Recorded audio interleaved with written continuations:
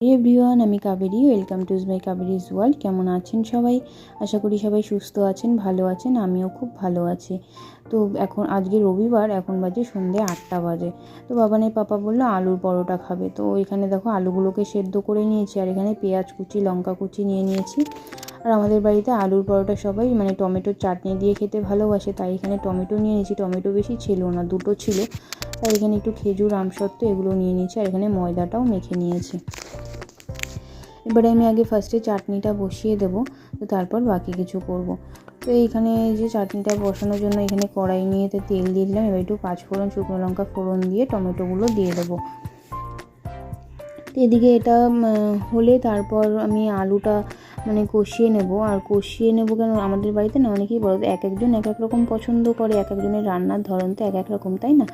আর অনেকে যেমন দেখেছি এমনি বেশিরভাগ আমি সবাইকেই দেখি যে আলুটাকে এমনি পেঁয়াজ, লঙ্কা আর অন্যান্য সমস্ত মশলা দিয়ে মেখে একদম আটা, ময়দা যেটা দিয়ে যে করে না কেন সেটার মধ্যে পুর ভরে দেয়। কিন্তু আমাদের বাড়িতে আবার আলুটাকে একটু কষিয়ে নিলে কড়াইতে ওইভাবে ভালো খায়।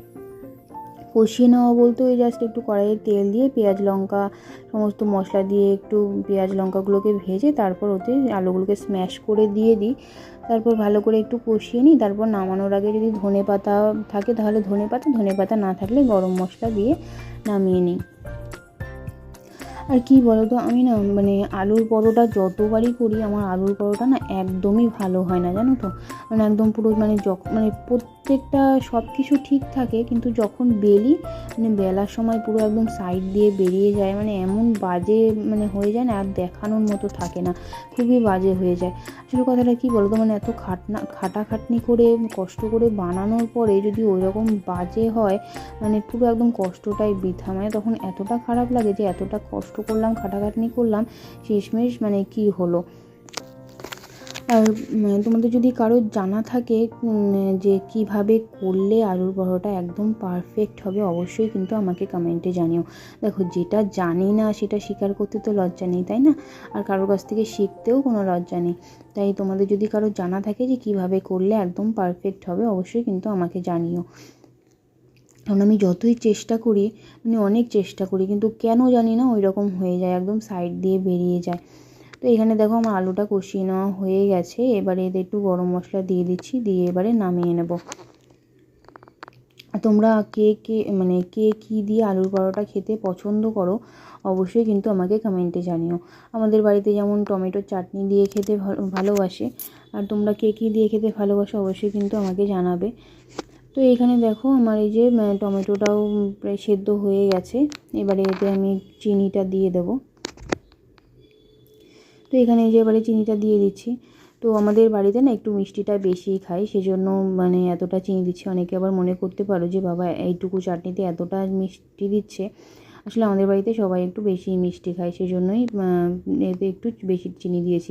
চাটনি খাবে কেমন বলো তো, একদম জেলি জেলি হয়ে যাবে, এরকম টাইপের খাবে, ওরকম পছন্দ করে। তো এখানে যে চাটনিটাও হয়ে গেছে, এবারে আমি পরোটাগুলো ভেজে নেব।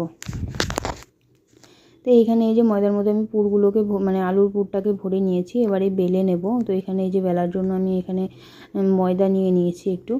তো এবারে এগুলোকে বেলে নেব। তো এখানে দেখো ভালো বেলে নিয়েছি, যে দেখো বললাম না বেরিয়ে যায়, কিন্তু আজকে সাইড দিয়ে বের হয়নি, দেখো মাঝখান দিয়ে বেরিয়ে গেছে। তাও আজকে একটু একটু ভালো হয়েছে আমার যা মনে হয়। কিন্তু অন্যান্য দিন এমন হয়ে যায় একদম পুরো এতটাও গোল হয় না, একদম পুরো সাইড দিয়ে বেরিয়ে যায়, এত বাজে হয় না, বলার মতো না, সেটা দেখানোর মতো থাকে না।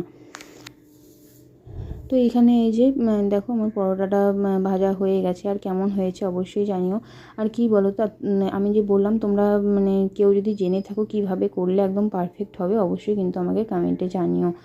আর এই ছিল আজকে ছোট্ট একটা ব্লগ। সবাই সুস্থ থেকো, ভালো থেকো, দেখা হবে পরের একটা ব্লগে। আর কেমন লাগলো অবশ্যই জানিও। আর যদি ভালো লেগে থাকে অবশ্যই কিন্তু একটা like, comment, share and subscribe করে দিও। তো চলো, দেখা হবে পরের একটা ব্লগে। তো সবাই সুস্থ থেকো, ভালো থেকো, আজকের মতো টাটা।